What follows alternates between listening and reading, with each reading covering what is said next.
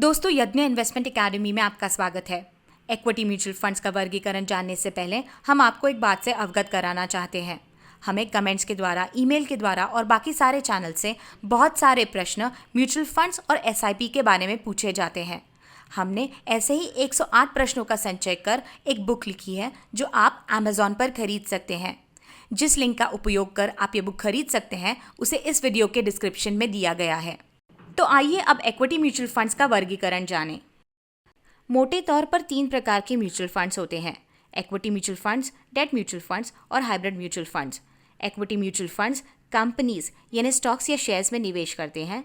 Date mutual funds government securities, corporate debt, certificate of deposit इत्यादि प्रकार के साधनों में निवेश करते हैं। और हाइब्रिड म्यूचुअल फंड्स इक्विटी और डेट दोनों में निवेश करते हैं। इस वीडियो में हम इक्विटी म्यूचुअल फंड्स का वर्गीकरण किस तरह किया जाता है इसके बारे में बात करेंगे। इक्विटी म्यूचुअल फंड्स का वर्गीकरण मार्केट कैपिटलाइजेशन के आधार पर किया जाता है। मार्केट कैपिटलाइजेशन यानी किसी कंपनी की मौजूदा शेयर प्राइस को यदि हम मार्केट में उस कंपनी के शेयर्स की जितनी संख्या है उससे गुणे तो हमें मार्केट कैपिटलाइजेशन की फिगर मिलेगी। उदाहरण के तौर पर मान लीजिए एक कंपनी है ABC, उसकी शेयर प्राइस है 1000 रुपये और मार्केट में 1 करोड़ शेयर्स है इस कंपनी के, तो ABC कंपनी का मार्केट कैपिटलाइजेशन हुआ 1000 करोड़। तो इस मार्केट कैपिटलाइजेशन के आधार पर स्टॉक मार्केट की जो पहली 100 कंपनीज हैं उन्हें लार्ज कैप कंपनीज कहा जाता है।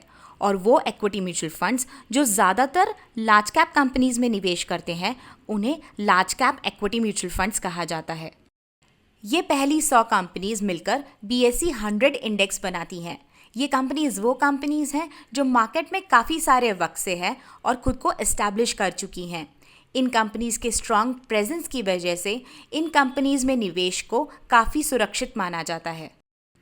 और इसी मार्केट कैपिटलाइजेशन के आधार पर 101 से लेकर 200 तक जो कंपनीज हैं उन्हें मिड कैप कंपनीज कहा जाता है। और वो इक्विटी म्यूचुअल फंड्स जो ज़्यादातर मिड कैप कंपनीज में निवेश करते हैं उन्हें mid cap equity mutual funds कहा जाता है।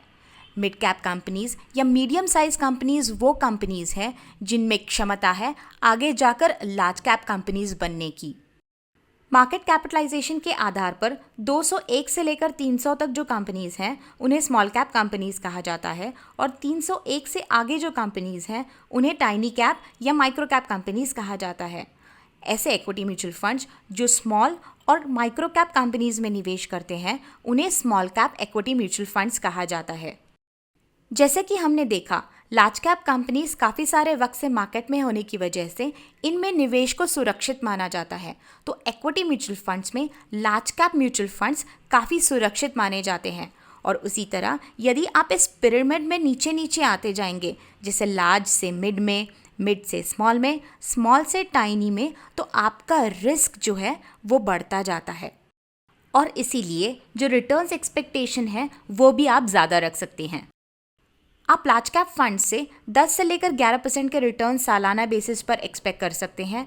मिड कैप फंड से 11 से लेकर 12% के रिटर्न सालाना बेसिस पर एक्सपेक्ट कर सकते हैं। और स्मॉल कैप और माइक्रो कैप फंड से 12 से लेकर 15% के रिटर्न्स आप सालाना बेसिस पर एक्सपेक्ट कर सकते हैं।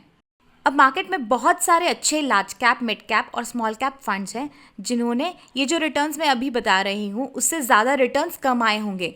मगर ये जो रिटर्न्स हमने अभी डिस्कस किए हैं यही एक रियलिस्टिक एक्सपेक्टेशन है इक्विटी म्यूचुअल फंड से। यदि आपको इससे ऊपर रिटर्न्स मिलते हैं तो बहुत ही अच्छा। इक्विटी म्यूचुअल फंड्स के और 2 प्रकार हैं, मल्टी कैप फंड्स और ELSS funds. Multi cap funds across market capitalisation निवेश करते हैं, यानी कि लार्ज में भी, मिड में भी और स्मॉल कैप कंपनीज में भी निवेश करते हैं। ELSS funds tax saving funds हैं जिनमें आप 1.5 लाख रुपए तक के इन्वेस्टमेंट्स सेक्शन 80C के अंतर्गत टैक्स रिडक्शन के लिए क्लेम कर सकते हैं। ELSS फंड्स 3 साल के लॉक इन के साथ आते हैं। और ELSS फंड्स ज़्यादातर लार्ज कैप कंपनीज में निवेश करते हैं। तो दोस्तों, इस वीडियो में हमने इक्विटी म्यूचुअल फंड्स का वर्गीकरण मार्केट कैपिटलाइजेशन के आधार पर किस तरह किया जाता है इसके बारे में बात की।